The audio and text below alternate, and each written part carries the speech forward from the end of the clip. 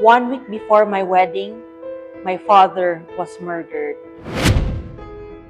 I hate crimes. I have trauma, and this is why. 1 week before my wedding, my father was ambushed by a riding in tandem.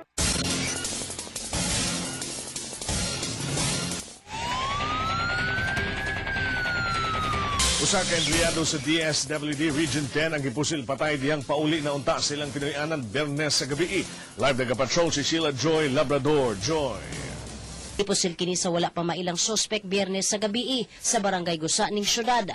Nadalaman sa ospital apan hikabsan kinis kinabuhi. That day, we were busy sending out invitations. Just a regular day.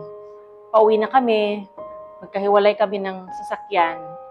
Si Papa mag-isa sa kotse niya, kami naman magkasama sa sasakyan ni Mama. Then biglang may tumawag sa sister ko. Si Papa na baril, nasa Robinsons, humingi daw ng tulong. So taranta, panic, takbo sa hospital. We prayed so hard, but when we arrived, the doctors were doing everything they could. And then, they declared him dead. So 1 week before my wedding, my father died. 3 days before my wedding, inilibing ko ang ama ko. That week, I had to prepare for 2 things, saying goodbye and saying I do. It was the most painful mix of emotions.